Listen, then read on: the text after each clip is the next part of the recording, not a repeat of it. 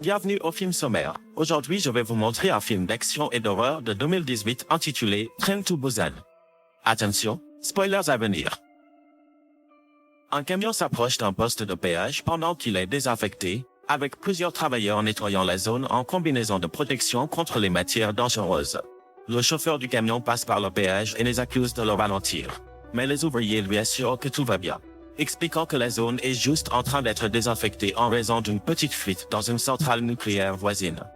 Alors qu'il passe devant le péage, il est distrait par la sonnerie de son téléphone et renverse accidentellement une biche. Après avoir inspecté les lieux, il remonte dans son camion et repart. Cependant, la biche se relève malgré le choc et se retourne, révélant qu'elle est infectée.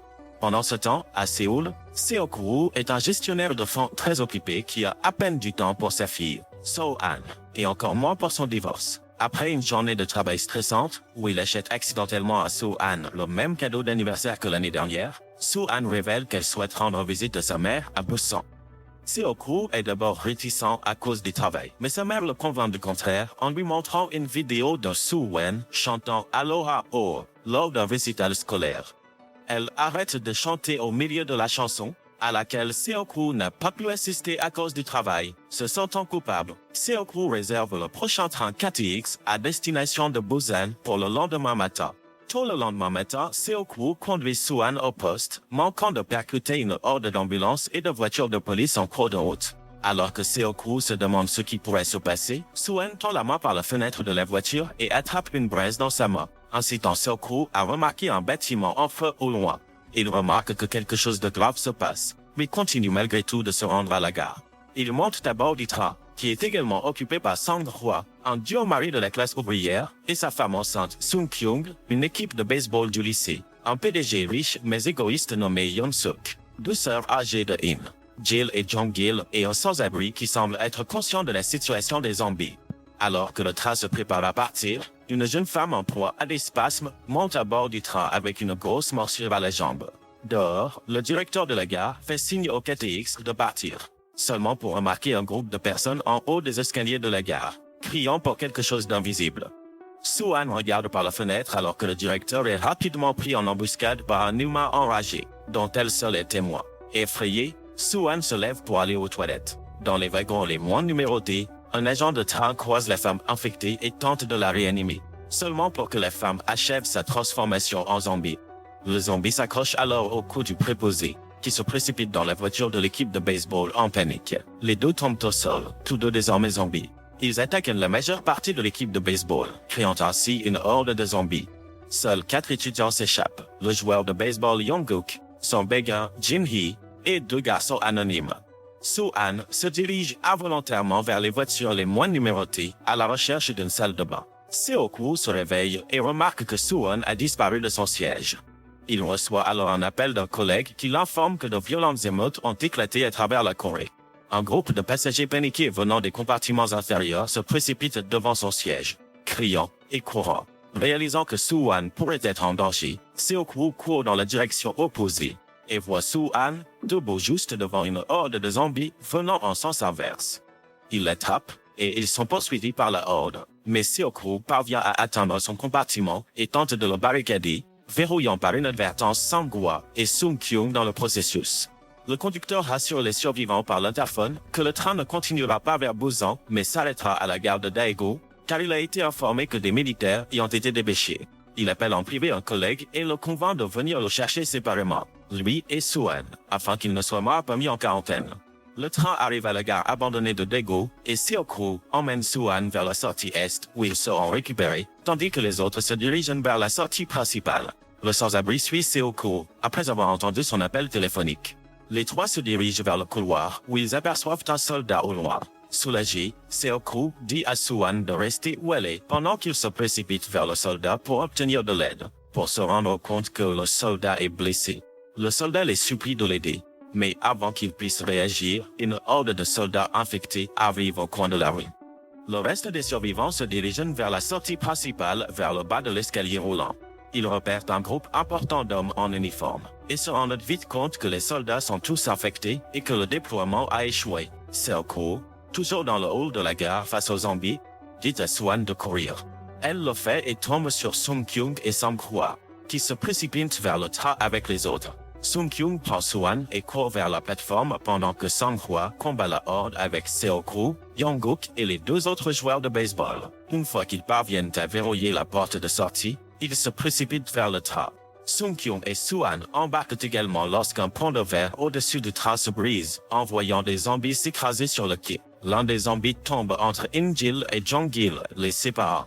In-gil est traîné de force à bord du compartiment de Jin-hee et elle regarde Jong-gil, Sung Kyung et Soo-han courir dans la direction opposée. Sung Kyung, Soo-han, Jong-gil et le sans-abri se barricadent dans une salle de bain, dans l'un des compartiments inférieurs affectés. Pendant ce temps, Young-guk, Seo-koo et Sang-hwa parviennent à atteindre un compartiment sûr. Sang-hwa appelle sa femme et se rend compte qu'elle est coincée dans la salle de bain avec quelques autres. Ne voulant pas les laisser mourir, Seo-koo, Young-guk et Sang-hwa commencent à se frayer un chemin à travers les compartiments inférieurs pour sauver les autres. Suffisant, ils découvrent que les zombies sont aveugles dans le noir et ne réagissent d'aucun son. Young-guk envoie un SMS à Jin-hee pour lui faire savoir qu'ils ont sauvé les survivants et se dirige vers son compartiment. Lorsque Jin-hee le dit joyeusement aux autres, ils réagissent avec hostilité et décident de verrouiller la porte de leur compartiment pour empêcher le groupe d'entrer. Réalisant qu'il n'y a pas assez de temps, Sang-hwa dit à Seo-koo de prendre soin de sa femme et le laisse derrière lui pour distraire les zombies. Seo-koo s'excuse en larmes, lâche la porte et entraîne Soo-han et Sung Kyung vers la porte barricadée. Avant d'être consumé, Sang-hwa parvient à dire à sa femme le nom qu'il a choisi pour leur fils à naître. Réalisant que Sang-hwa et Jong-gil auraient pu survivre si le groupe n'avait pas barricadé la porte, Seo-koo frappe avec colère Yeon-suk et lui demande pourquoi il a fait une telle chose. Ne voulant pas répondre, Yeon-suk ment aux autres, insistant sur le fait que Seo-koo et ses alliés sont infectés. Une fois forcés de sortir, Yeon-suk et les autres utilisent leurs cravates et leurs chemises pour attacher leurs boutons, les empêchant de rentrer. In-gil, toujours choquée et silencieuse d'avoir vu sa sœur mourir inutilement, remarque le visage de Jong-gil dans la foule de zombies derrière la porte. Elle raconte à sa sœur infectée qu'elle a vécu une vie longue et bien remplie, et se rend compte que les actions du groupe dans son compartiment ont conduit à la mort de sa sœur. Par colère et défaite, In-gil ouvre la porte, permettant aux zombies d'affluer dans le compartiment autrefois sécurisé. Pendant ce temps, le conducteur reçoit une notification radio indiquant que Busan a réussi à contenir l'infection zombie. Cependant, alors qu'il s'approche d'une gare avant Busan, le train est bloqué par des débris sur les voies. Le conducteur informe les survivants restants par haut-parleur qu'il trouvera un autre train sur une voie non bloquée pour se rendre à Busan et qu'ils devront le suivre. Il leur souhaite bonne chance, car ils devront sortir du train et survivre en traversant les voies remplies de zombies. En sortant de son cockpit, il trouve un chemin vide et découvre avec succès un train de marchandises. En le démarrant, il commence à descendre la piste en direction de Busan à la recherche de survivants encore de honte. Seo-koo et les autres sortent du train, ignorant que Yeon-suk a survécu à la horde de zombies dans le compartiment. Plusieurs zombies le poursuivent toujours alors qu'il descend. Pendant ce temps, le groupe de Seo-koo se dirige vers le train de marchandises.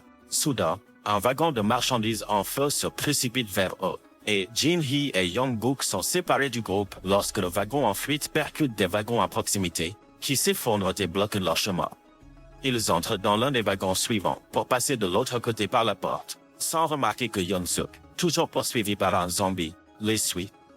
Yeon-suk entre dans la voiture et jette Jin-hee derrière lui, la sacrifiant aux zombies. Ignorant ses cris, Yeon-suk ouvre la porte et court vers le train de marchandises. Alors que Jin-hee s'étouffe et commence à se retourner, Young-guk se met à pleurer, se demandant pourquoi le destin devait être si cruel. Yeon-suk court vers le train de marchandises, mais se tord les chevilles sur les rails, permettant à l'un des zombies qui le suivent de lui mordre les chevilles. Le conducteur se précipite hors du wagon pour aider, mais Yeon-suk le trahit, le jetant aux zombies, tout comme il l'a fait avec Jin-hee. Ignorant les appels à l'aide du conducteur, Yeon-suk monte seul dans le train. Pendant ce temps, le sans-abri, Soo-han, Seo-koo et Seong-kyung sont de l'autre côté de l'épave. Seo-koo trouve une ouverture sous le train et commence à ramper à travers elle, mais une partie du train s'effondre, scellant le trou avant que les trois autres puissent passer. L'impact brise une fenêtre voisine et un petit groupe de zombies en sort, rampant vers les trois.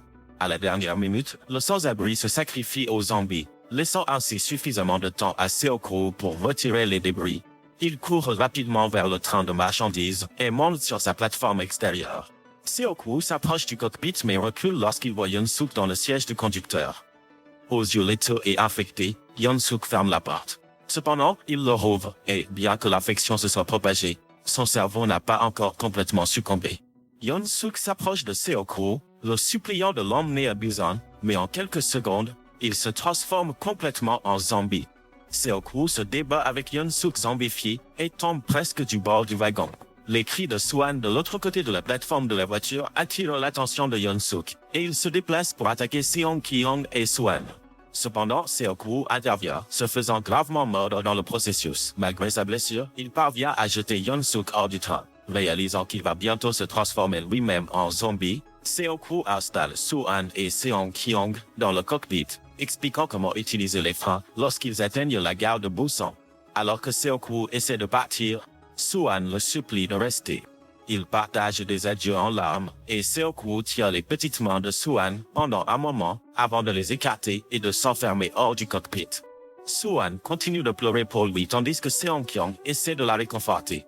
Lentement, Seo-koo se dirige vers l'arrière du wagon, luttant contre l'affection. Son esprit est inondé de souvenirs de l'époque où Soo-han était bébé, se rappelant les moments les plus heureux où il la berçait et tenait ses petits doigts et orteils, tout comme il le faisait dans le cockpit. Souriant doucement en pensant à sa fille, Seo-koo lève les yeux vers le ciel avant de tomber de la voiture et sur les rails. On ne sait toujours pas s'il est tombé à cause de l'affection ou s'il a sauté dans un acte d'abnégation pour protéger Soo-han et Seong-kyung.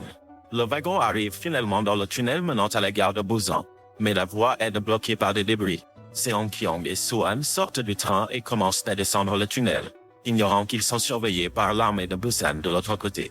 Alors qu'un tireur d'élite est sur le point d'appuyer sur la gâchette, Soo-han commence à chanter tristement « Aloha, oi », essayant de rallier Seong-kyung épuisé pour qu'il continue de marcher vers le bout du tunnel. En entendant son chant, les soldats réalisent qu'ils ne sont pas infectés et se précipitent à leur secours.